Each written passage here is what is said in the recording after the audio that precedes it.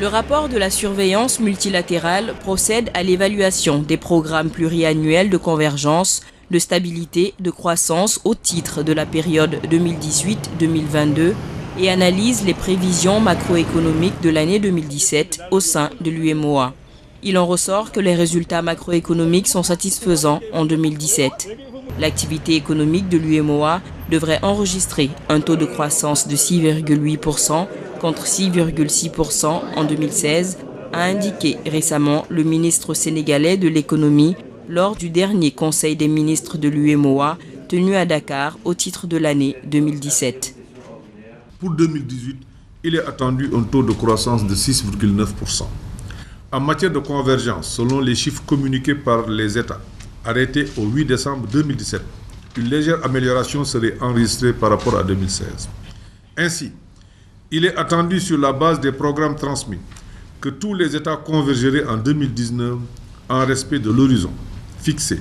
Les risques qui peuvent entraver cette bonne perspective, et non des moindres, sont les aléas climatiques, la chute des cours des matières premières et la persistance de la crise sécuritaire dans la zone du Sahel.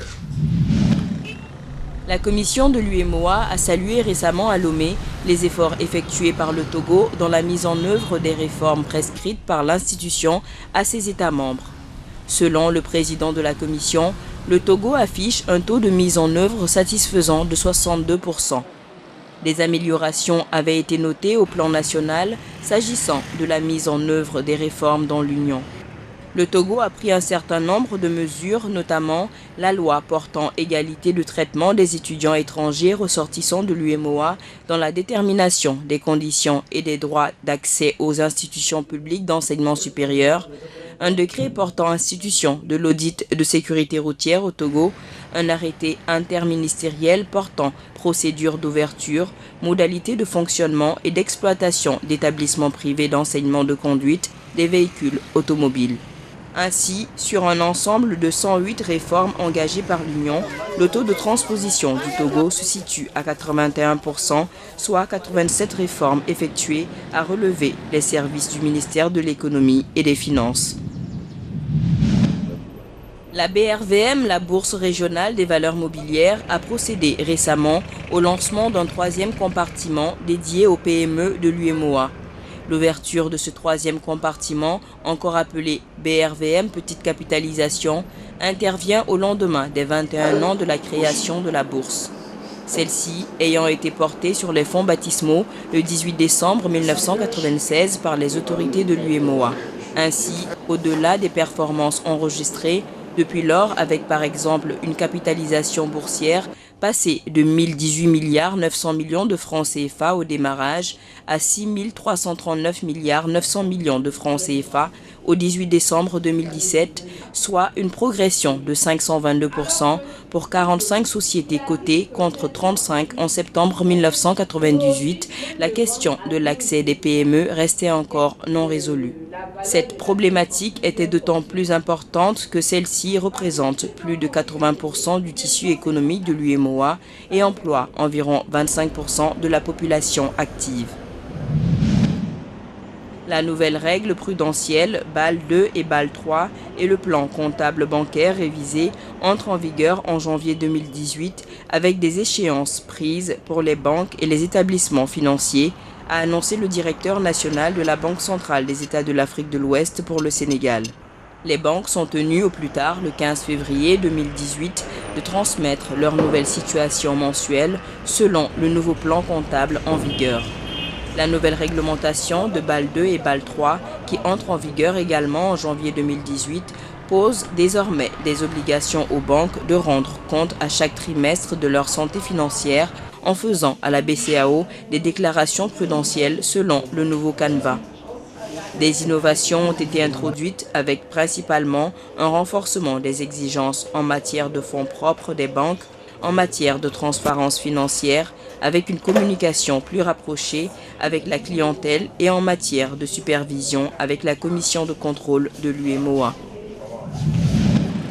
Les investisseurs du marché financier de l'Union économique et monétaire ouest-africaine ont faiblement répondu récemment à l'émission de bons assimilables du Trésor de l'État du Burkina Faso, selon l'agence UMOA Titres. Alors qu'il recherchait 25 milliards de francs CFA sur une période de 12 mois, l'État burkinabé n'a reçu comme soumission globale des investisseurs que 10 milliards 100 millions de francs CFA, ce qui donne un taux de couverture du montant mis en adjudication de 40,40%. Mais l'émetteur a préféré retenir que 6 milliards 100 millions de francs CFA avec un taux moyen pondéré de 6,42% et un taux marginal de 6,50%.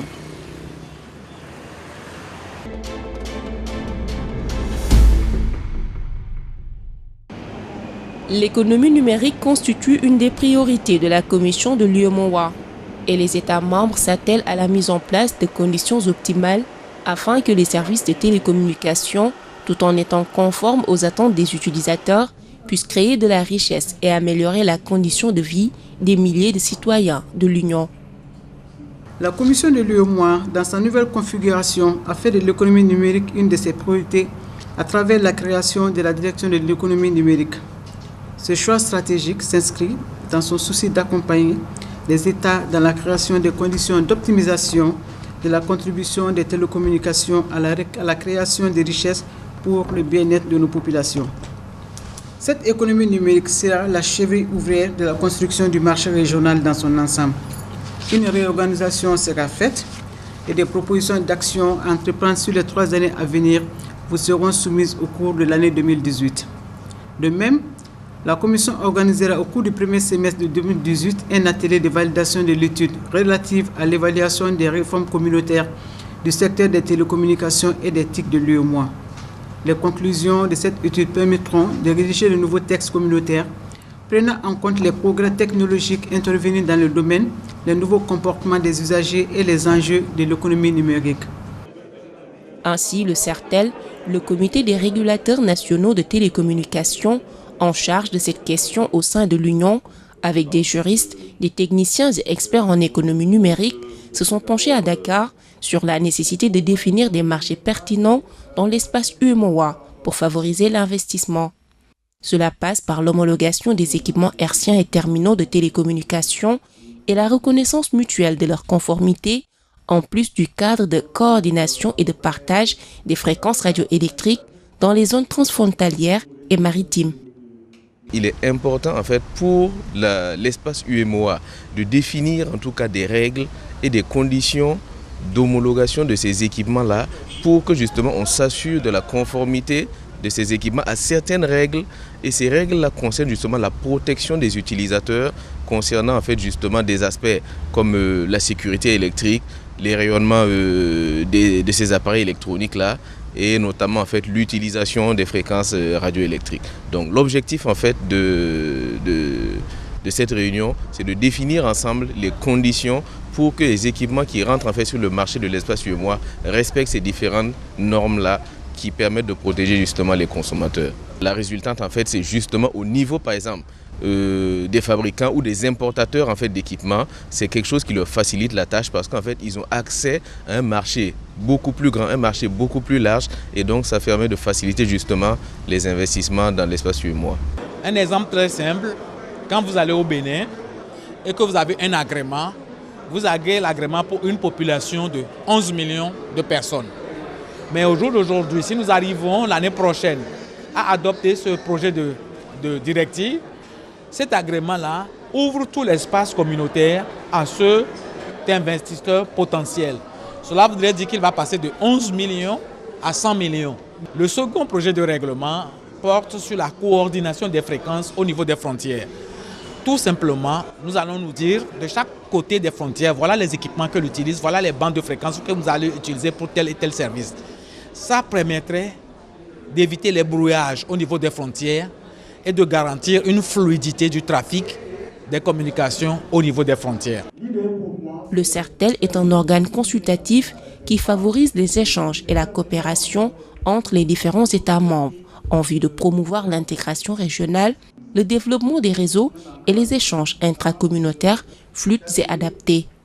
En marge de cette rencontre, le Bénin a officialisé son adhésion au projet de free roaming lancé depuis le 31 mars 2017 en Afrique de l'Ouest, rejoignant ainsi dans l'espace UEMOA et CEDEAO le Burkina Faso, la Côte d'Ivoire, le Mali, la Guinée-Conakry, le Togo et le Sénégal. Ce protocole, piloté par le Sénégal, vise le One Area Network ou le réseau unique en Afrique. L'objectif final de nos chefs d'État est d'avoir ce qu'on appelle le One Area Network, c'est-à-dire qu'on ait un seul réseau africain. C'est quand un citoyen d'Afrique se déplace à l'intérieur de l'Afrique, il ne faut pas qu'il sente qu'il change de réseau. Il faut qu'il considère qu'il est dans un même espace, c'est-à-dire dans un seul réseau, c'est-à-dire dans un réseau unique. Il est devenu impérieux.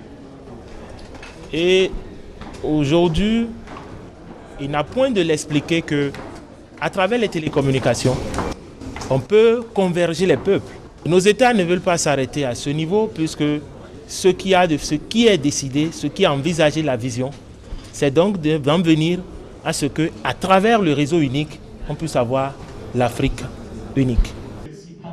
En 14 ans d'existence, le Comité des régulateurs nationaux de télécommunications initie des travaux de coordination et d'harmonisation des politiques nationales permettant aux acteurs des télécommunications et des technologies de l'information et de la communication de répondre aux attentes des 112 millions d'utilisateurs de l'espace UEMOA.